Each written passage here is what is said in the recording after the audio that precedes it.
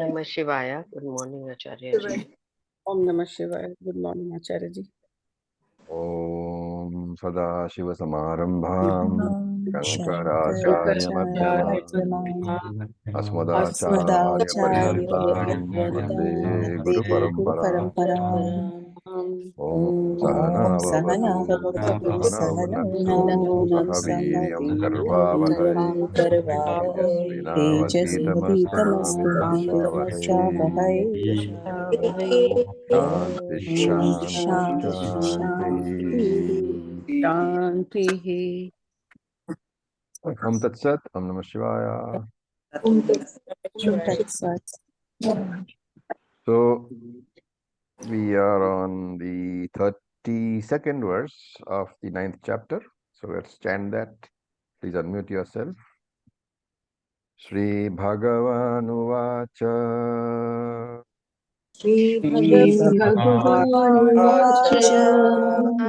Am hi partha vapashritya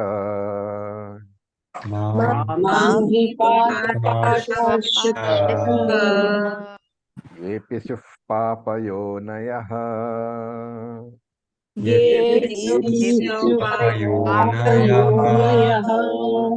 Striyo Vaishyastatha Shudraha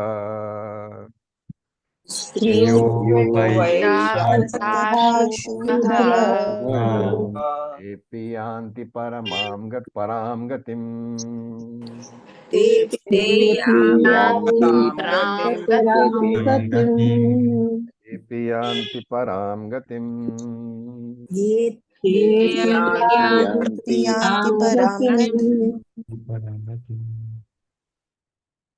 Okay, so a bit of a controversial verse. We'll see why. He says, Hey Partha. He gives three types of people. Striya, ladies. Vaishyas, people who are Vaishya by caste. And Shudras, people who are Shudra by caste. Te api. They also, and then he adds, and those of sinful birth, Syuf Papa Yonaya, those who are born in Papa Yonis, in lower Yonis, Yanti Param Gatim, they can certainly attain the supreme goal. How? Mam Vyapashritya, by taking Ashritya, by taking refuge in me.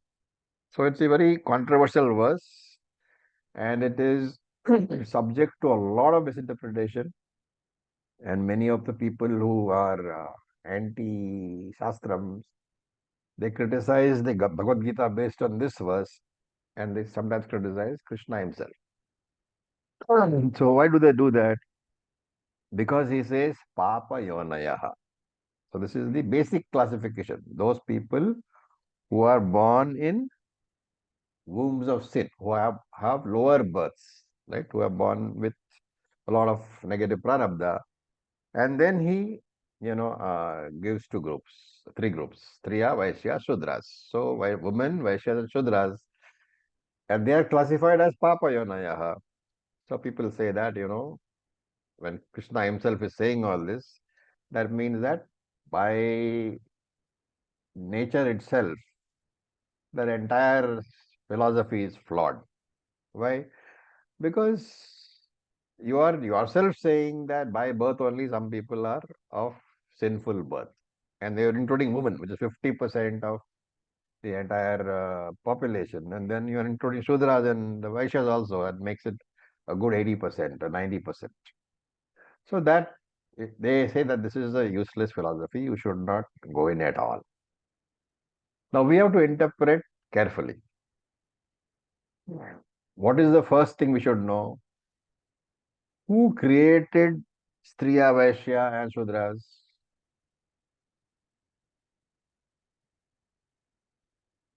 Who created this? Easwaran. Ishvara, right? Easwaran. And Ishvara also created Brahmanas and Kshatriyas. Yes. So why would he want to say that, Brahmanas and Kshatriyas are what we call better than the other three? And therefore, here the interpretation is that since Ishvara is the creator of the entire Srishti, you cannot attribute partiality to him. And therefore, when you now interpret that in the view of the non-partial status of Ishvara, Papa Yonayaha has to be interpreted as people who are born in positions or in roles where there are obstacles to spiritual growth. So Papa Yoni is a birth where there is an obstacle to spiritual growth. And what has placed those obstacles there? What has placed these people in a position where there are obstacles to spiritual growth? Obviously, prarabdha karma. And because of that, because of this interpretation that Papa Yonayaha is a birth in which there are obstacles to spiritual growth, you cannot interpret Striya, Vaishya, Shudra as women, Vaishyas and Shudras. You are understanding what I'm saying? The basic definition of Papa Yoni is a birth which is not conducive to spiritual growth. And when you do that, when you give that basic interpretation to Papa Yoni, then the examples of Striya, Vaishya, Shudra cannot be the female gender, cannot be Vaishyas and Shudras, but they indicate qualities. Like those who have done Vivek Chudamani would know that when Shankara refers to manly qualities or a man, Purushaha, he refers to the qualities, not to the gender.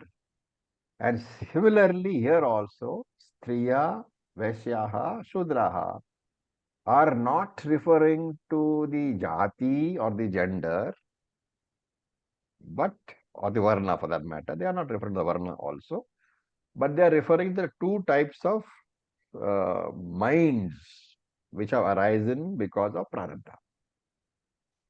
And therefore, striyaha, what is the defining quality about a lady? Gentle, kind, emotional. So exactly. So the lady is attached to her family, right? And therefore, striya here refers to the quality of raga. Striya refers to, as you said, emotional personality. So wherever for example, raga is strong, it means the manomaya kosha is extremely dominant. Remember, we are not defining ladies in general. This is defining the quality of a person who has got a very strong operation of manomaya kosha and therefore has a lot of raga. Raga dvesha is there. And when the manomaya kosha is very strong, when it is very dominant, what happens to the vijnanamaya kosha? It gets relegated to a back seat. For a person who has a very strong manomaya kosha, to get the vijnanamaya kosha into a position of dominance, it takes time. It takes a lot of work. And therefore, whenever there is a problem, and you must be knowing people who have got this kind of mindset, in fact, all of us know, wherever your mind is overcome by raga, what happens when you try to use the Vijnanamaya Kosha?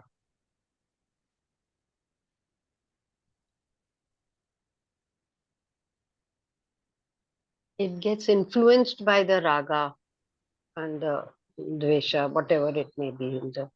In the face of, for example, in the face of very strong anger, how easy is it to analyze the situation dispassionately? It is not.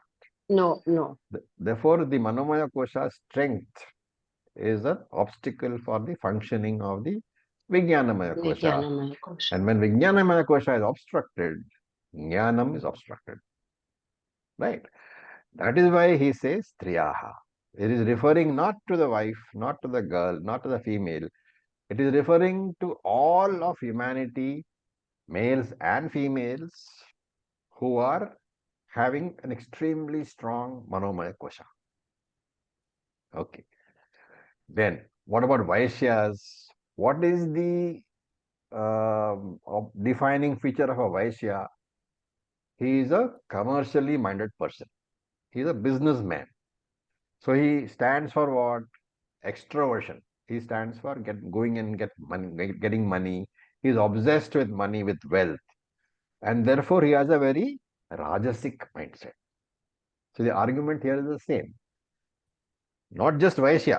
It could be a Brahmana, it could be a Kshatriya by birth. But if he has got an extroverted rajasic mindset, then there is an obstacle to the functioning of the Vijnanamaya Kosha, and therefore it's an obstacle to Jnanam also. And Shudraha. Shudra is what? A mindset which doesn't have the motivation to do anything, right? He doesn't want to put any effort. So the Charvaka mindset, khao, piyo, moja, eat, drink, and be happy. With such a mindset, which is very close to the mindset of an animal, right? Eat, drink, and live your life. Don't think at all. Don't put forward any effort. Such a mind is guna shudraha. So obstacle for jnana. So we are talking about the gunas over here. And wherever the gunas are in this manner, there is an obstacle for jnanam. And therefore it says papa yonaya, papa yonis. People who have got certain obstacles in their path for spiritual growth. Now you may say, why should you interpret like this? Why should you not interpret it literally to mean the ladies, the Vaishya caste, and the commercial people and the tamasic people? Why should you not interpret it like that? Now, in any interpretation in scriptures, there is one very important rule. What is that? First Lakshartha, if doesn't fit, then go to Bachyard. Context. Contextual. Very good. Context. Remember that any interpretation, the first thing is context. What is the context here in this chapter now? What you are seeing? Bhakti? No, it's not bhakti at all. Yat karoshi yadashnasi, yat jahosi dadasi, yat tapasyase kaunteya, tat kurushva madarpanam. Shipram bhavati dharmatma, shashwachantam nigachati. What does it mean? Shipram bhavati dharmatma, shashwachantam nigachati. The context is Atma Jnanam. The entire 9th chapter is similar to the 7th chapter. It's Atma Jnanam only. And therefore, here in the context of Atma Jnanam, when the Jnanam is connected to what? To Vijnanamaya Kosha only. It requires a mind which is low in FIR. And this Varna, Shudra and what do you call Vaishyas, Varnas are connected to the physical body also. It has nothing to do with the physical body. So whenever you are talking about some particular, virtue or qualification, the context is intellectual, not physical. And therefore, Striya, Vaishya, Shudra cannot be taken as gender attributes or Varna attributes. When you say woman, is it a gender attribute, right? When you say Vaishya or Shudra, it's a Varna.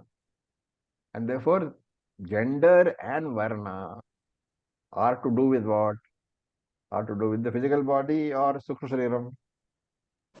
Physical body. Gender is also physical body. Varna is also physical body. Therefore, Striya, Vaishyaha, Shudraha are not to be taken as to be interpreted in the context of gender or varna, because both of them belong to your physical body alone. And that is why the context is Sukshma Shariram, the intellect only. That is why the interpretation we have taken. And te api, even such people who have these obstacles to spiritual growth, what does it say? Mam Vyapashritya, who have taken refuge in me, Yanti Param Gatim, they will definitely achieve moksha. It's a very, very important verse which you should all remember for one primary reason. Because in any discussion anywhere, somebody who has the little idea of Geeta will quote this and say that, especially to ladies in this group, they will say, you yourself are a lady, but Krishna has insulted you. This is the argument which you should give. Acharya ji, another thing which I notice is that Krishna is addressing Arjuna as Parth, son of Pritha. So he's not denigrating a mother, a woman. He's linking Arjuna to Pritha. That also you can, because that is, see, in the olden days, unlike today, the identity of anybody was always the mother, right? Bhishma is called what? Gangeya. Gangaputriya. Gangaputra, right? It was always the mother. And Hanuman is what called what? Anjaneya. Anjani Mother Putra. was. So Anjani Sutta. similarly, if you go into that context, you will see that the women were so much respected that it was their identity which was given to the children. And therefore, Parth is from Pritha, is from mother's name. So there is no question of women being disrespected anywhere in Shastram. If at all there is something like this coming up, you will find that there is a logical explanation. Okay, so that's one of the reasons why I took up this verse, because you'll find this in lots. I myself have faced it in lots of TTCs. People have said that, this is one of the most damaging verses to Sanatana Dharma, and then we have to explain. Can Does the we, explanation? Yeah, sorry, please go ahead. Go ahead. can we interpret it in a reverse fashion that it is not just the Brahmanas and the Kshatriyas who would attain me, even rest of the Varnas who are in the Varna sort of gradation are coming lower would also attain me if But that's they, exactly what he says. No, te api, even they. right. Even they means they are talking about Striya Vaishya Tata Sudras. Yeah, I mean, this could have been worded like differently, but we get the point. The idea is that there is no obstacle in terms of your birth. The obstacle lies in terms of the way your mindset is. It can also be seen as the people who have been socially placed in a lower positions. I mean, really speaking, these are all social constructs. The women are like that, the Shudras are like that. So they were not by birth, they were not by me, they were not created lower, but the social context has created that kind of that kind of vision or image or whatever. Yeah, in fact, if you remember the earlier chapters, he very clearly says that it is only karma and guna which dictate. Yeah, I think so. That's probably better. I mean, that's probably something to my mind. That's better. Okay, let's look at the next verse. Oh, Acharya, can I ask one question? Yeah, please go ahead. So you said that these attributes are to the physical body and not the subtle body or mind. But when we are talking No, I didn't say that. Oh. I said the term Vaistriya, Vaishya and Shudra refers to the physical body. But I Yes. said that we have to look at these as the attributes belonging to the Sukshma. The obstacles are always in the subtle body, not in the physical body. Okay, I will go back to the lecture in the recording and I'll check No, once I'm more. saying when you say Striya, Vaishya, Shudra, what are you talking about? The physical body, because it is the physical body which is a woman. It's the physical body which states whether you are Shudra or Brahmana or a Hmm. Brahmana or a Kshatriya, and that is not the interpretation to be taken. And that is because the context is Atma Jnanam. Atma Jnanam has nothing to do with physical body. It's to do with Vijnanamaya Kosha only and Manomaya Kosha only. That is why Striya, Vaishya, Shudras have to be taken as the mental obstacles. Hmm. Yes, yes. You misunderstood something somewhere. It's probably Mm-hmm. the, what is the preconceived notion as they call it. You No, need no, to I'm not talking. I'm listening to the class only. My question came because so maybe that's why I'm saying like I have to think because I'm unable to. Yeah, yes, Yeah, yes. probably not a correct understand. Okay. So let's look at verse number 33. Kim punar brahmana bhakta पुनर्ब्राह्मणा rajarsyastatha. भक्ता राजर्षयस्तथा Sorry. I missed one word. We'll do it again. Kim punar brahmana punya किं पुनर्ब्राह्मणा bhakta rajarsyasthatha. राजर्षयस्तथा Nityamasukham lokam नित्यमसुखं Nityamasukham लोकम् lokam imam prapya bhajasva mam. ं प्राप्य भजस्व माम् swamam. So look at the words punaha and again kim punya brahmanaha. Punya brahmanaha, people who have who were born in punya yoni, who have got a lot of punyams.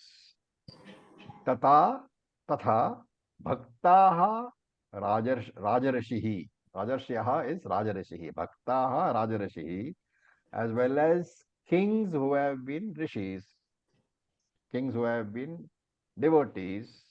What happens to them? Anityam asukham lokam imam papya. Having reached this temporary, anityam temporary, asukham lokam, world having no joy, bhakta mam.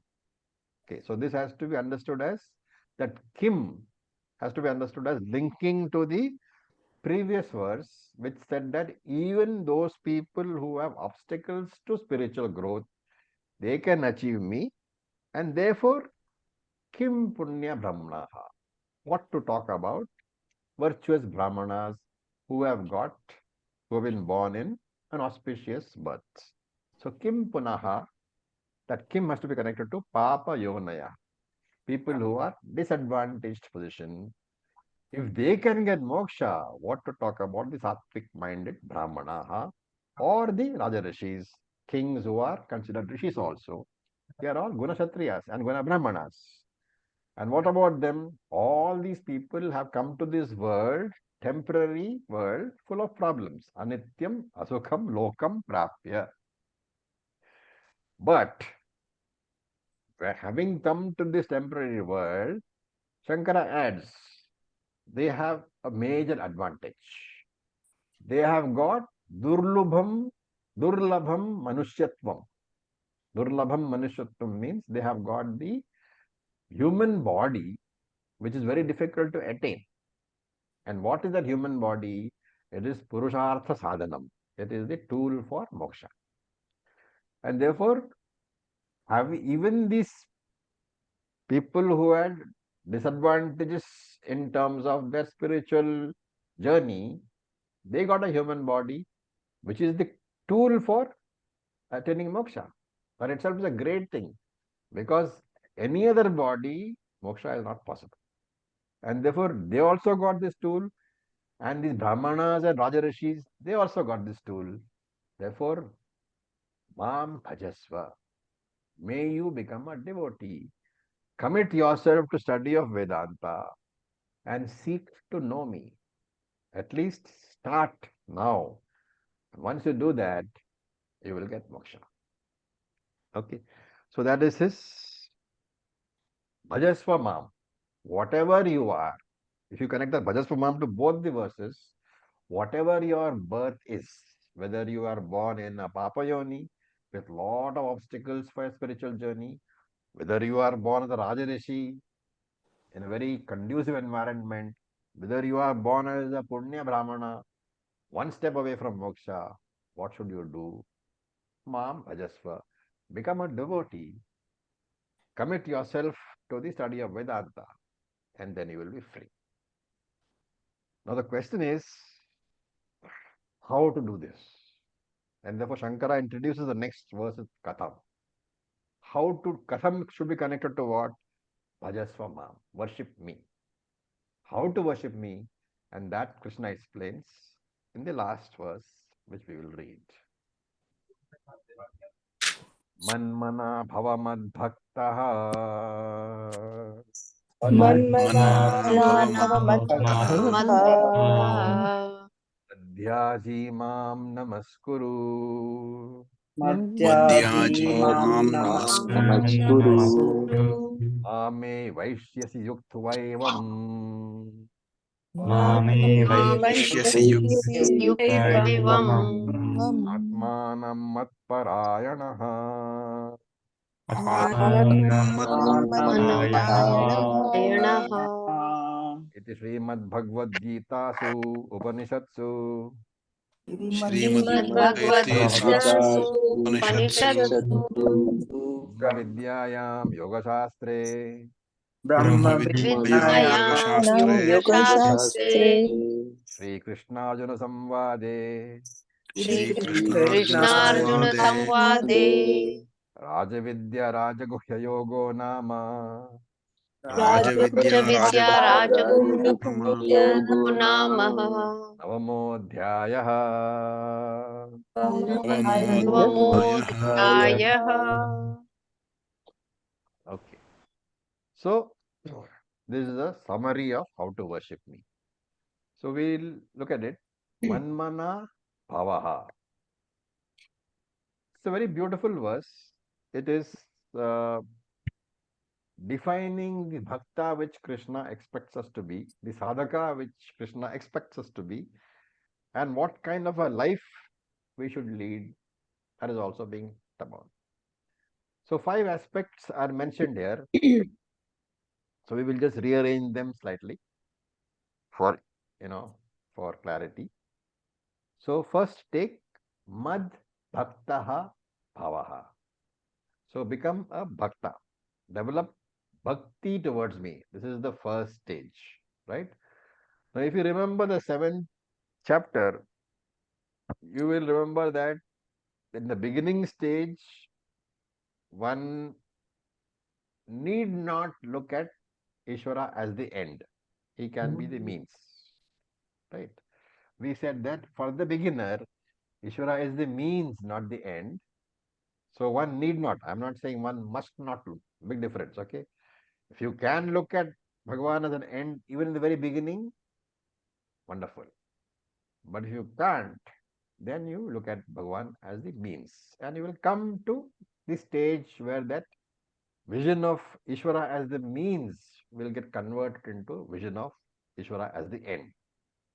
So this is called Sakama Bhakti, and we gave it 2 names in the 7th chapter. What were they? Artharthi. Artha Bhakti, Artharthi Bhakti. This is covered by Mad Bhakta, Sakama Bhakti, right? And one interesting thing is that whenever you read any of the Puranas, it is the Bhakta who is being predominantly, illustrated there. It is the Sakama Bhakta which is illustrated in the Puranas, which gives you an idea that Puranas are okay for you as a starting point, but you can't stay there. The next one is what? Mat Parayanaha. The last word. Mat Parayanaha. So here Parayanaha is my goal. So keeping Ishvara as my ultimate goal, I have to move on. Why should I keep Ishvara as the ultimate goal? Because I can have worldly goals also, but I should know that worldly goals are finite. They cannot give me permanent security. And when something cannot give me permanent security, cannot give me permanent happiness, because they themselves are insecure, why should I keep the world as my goal? And therefore, having understood that that the entire peace, security, happiness, whatever, comes only from one place. What is that? That place is called Bhagavan. That entity is called Bhagavan. And therefore, I keep Ishvara as my ultimate goal. This is Mat Parayan. So, Mat Parayana, may you convert the Lord into your ultimate goal. So, Param, Mat, Param, Ayanam. If you break the word up, Mat, Param, Ayanam. Mat is me, Param is ultimate, Ayanam is the goal. Mat Parayana. May you convert the Lord into the ultimate goal, into your overriding obsession. Then, Manmana Bhavaha. Once Ishvara becomes the primary goal, what is the implication? Ishvara should be constantly in my mind.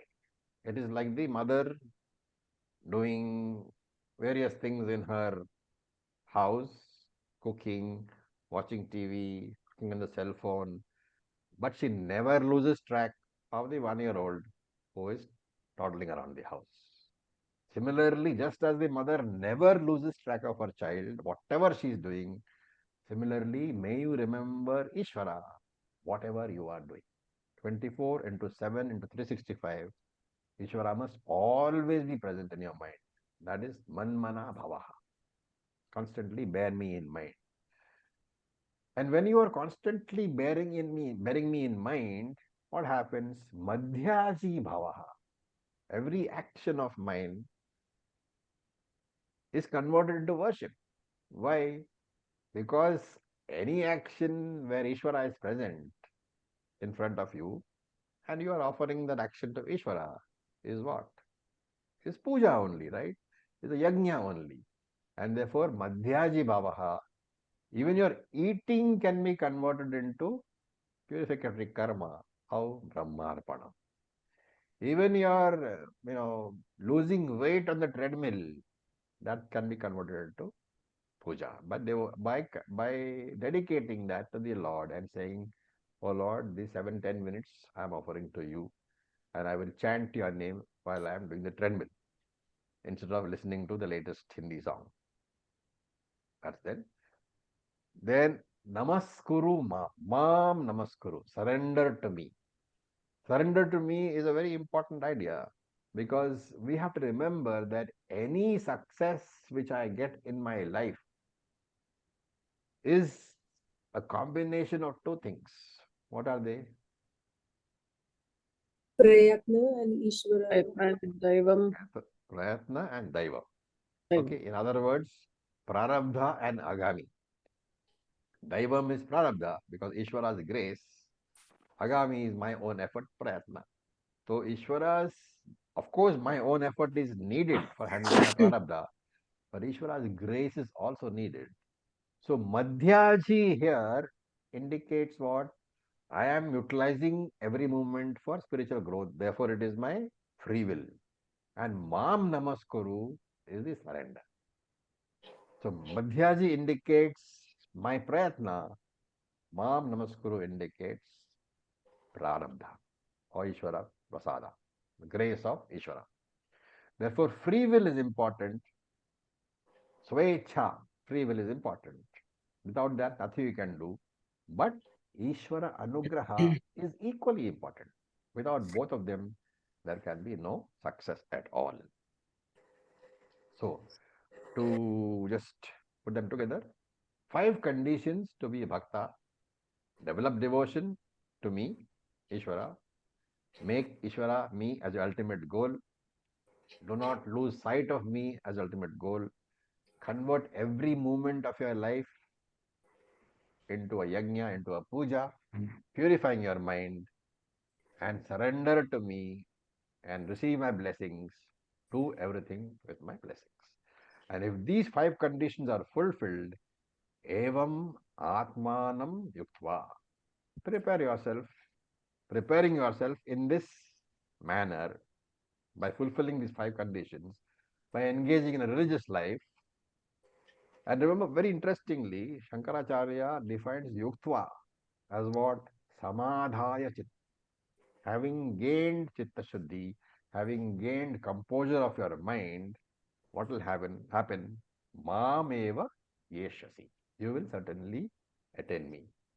This is the categoric assurance from Ishvara that once you have come to Vedanta seriously, there will never be any downfall to you.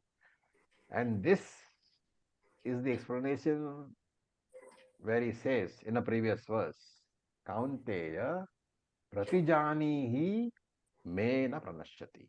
Me bhakta na pranashyati. Anybody who has come to me as a bhakta, who is following my instructions, he will never come to any grief. He will never again fall into samsara. The whole thing is explanation for that. With this, I'll stop. Any questions?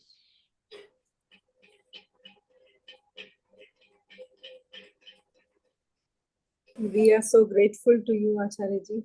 Sure. Okay, we have about 20 minutes, so I'll quickly summarize the 9th chapter. Normally, we don't do a summary, but we have some time. So let me very quickly, in about 10 minutes. Yeah. Yeah, I missed that. Ashiasi. Achieve me. You will definitely, Mam Eva, you will definitely reach me. Okay, thank you. Okay, now this 9th chapter summary is very briefly, I'll say. The summary is the 9th chapter extremely similar to the 7th chapter. And of course, it's completely different from the 8th chapter, right? What does 8th chapter do? It talks about Saguna Ishvara Upasana. And Saguna Ishvara Upasana gives what? Krama Mukti, not Jivan Mukti. And therefore, Saguna Ishvara is Apara Prakriti. Nirguna Ishvara is Para Prakriti. 8th chapter talks about Apara Prakriti. 7th and 9th chapters talk about Nirguna Ishvara Jnana. Right? And that is why the 8th chapter, which is in the middle of the 2 chapters, is actually placement is probably incorrect because it should have come before the 7th chapter. So while understanding, we cannot question why it came after the 7th because this is Lord speaking. But in understanding, we should put the 8th chapter before the 7th and 9th. Because first you come to Apara Prakriti, you do Upasana, and then you come to Nirguna Prakriti. Okay. So the Nirguna Jnanam preparation is always Saguna Ishvara Upasana. Now in this particular 9th chapter, I'll divide it into few sections, not going verse by verse. So the first 3 verses are the introduction, and the subject matter is mentioned, that is Nirguna Ishvara Jnanam, and therefore he says it is Rajaguhyam. It is a very great secret because only the prepared mind can understand it. And also it is the only thing which liberates. Right? So Krishna says that you should have Shraddha. You be patient and listen to the teacher. And how long do you need to listen? Until you understand the teaching. Therefore he says Ashraddha Dhanaha Purushaha, etc. etc. Then we take the next 7 verses, verse 4 to 10. Verse 4 to 10, they deal with Nirguna Ishvara Sarupa. Right? Everything, every idea, remember here, is borrowed from Upanishads. And what are the features of this Nirguna Ishvara Sarvagataha? He is all pervading, present everywhere. Right? The moment you say Ishvara is present everywhere, it means that Nirguna Ishvara is present everywhere, and any Ishvara limited by time and space is Saguna Brahman only. Saguna Brahman is only for beginning sadhakas, not for advanced sadhakas like all of us are. Then, the second quality is Avyaktam. Nirguna Brahman is not available for sensory perception, and therefore only any darshanam given by Lord Krishna, Lord Shiva, Vishnu, any darshanam given to you which you can perceive is darshan only by Saguna Brahman, Apara Prakriti. We are not saying that it is inferior. We are saying that it's a darshan given by apara prakriti only, which is not your aim in life. So anything which has got a form is finite. Then the third quality is it is the substratum of the whole universe. Mithya Jagat Adhishthanam. The entire universe has a lower order of reality, Vyavaharika, and Nirguna Ishvara is Paramarthika substratum. Then it is Asanga Swarupaha. It has got the nature of not being attached to anything. It is detached. Even though the Nirguna Ishvara supports the entire Saguna Jagat, the impurities of the world do not taint. And that is why space is compared to Akasha. Space accommodates everything, even the foul smells in the universe. But space is not tainted. Air is tainted, yes, but space is not tainted. Then the fifth thing which we saw was Ishvara is Srishti, Sthiti, Laya Karanam. Cause of the existence, maintenance, and cause of the birth, maintenance, and destruction of Srishti. Then we saw that it is Sakshi Matram. That entire creation arises, exists, and folds back into Brahman. Brahman doesn't do anything. Brahman has no kartrutvam, no bhoktrutvam, no doership, no enjoyership. Okay. Then in the 11th verse, the topic was changed, and we talked about samsara karanam. The reason for samsara is what? Expectation of permanency from apara prakriti. Apara prakriti is limited by time and space. It is not permanent. How can you expect permanency from something which is itself impermanent? That is the cause of samsara.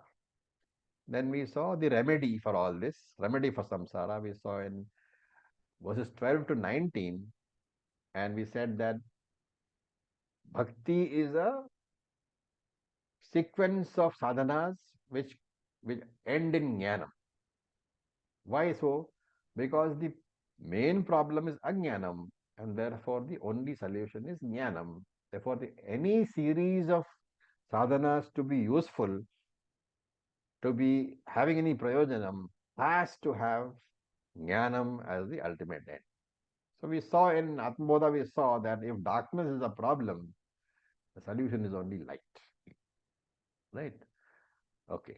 Then three series of sadhanas are given. Sadhanas in the form of converting actions into worship. Karma Rupa Bhakti. Sadhana in the form of meditation. Upasana Rupa Bhakti. And sadhana in the form of learning. Vedanta Vichara Rupa Bhakti. So three sadhanas.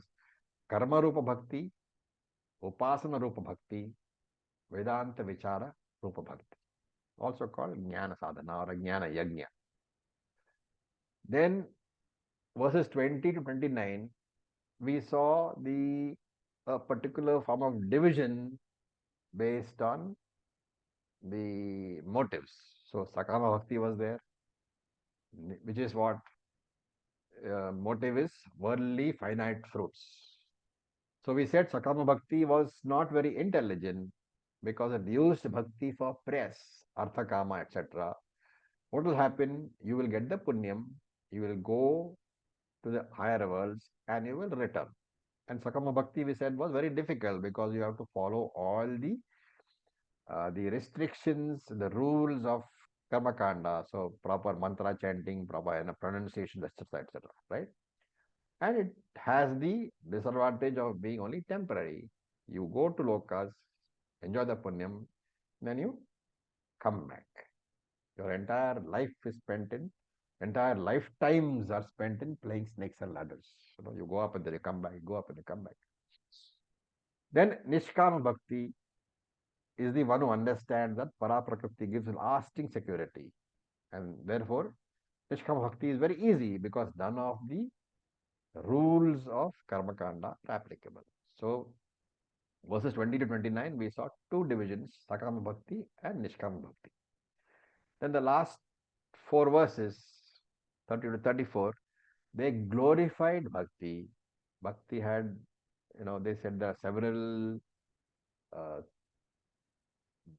layers are there, and therefore anybody can start according to his own levels. And we said that even if you have been a person with a lot of obstacles, you can still do the sadhana. You simply have to decide to change your lifestyle.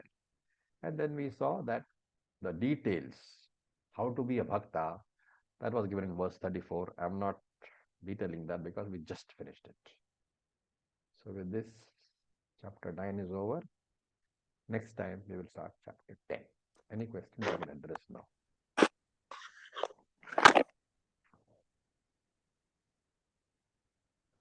I don't say this is a very exhaustive summary, okay? It's a very superfluous, high-level summary. You guys don't need really a summary because we have done the verses in very, very great detail, including all of Shankara's comments.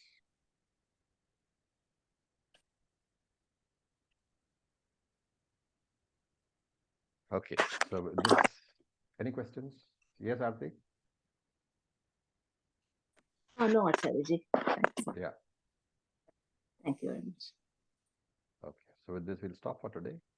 Om Purnamada Purnamidam Purnamidam Purnam Purnamudachyate Purnasya Purnasya Purnamevavaşişyate Om Om Shanti Shanti Shanti Shanti Shanti.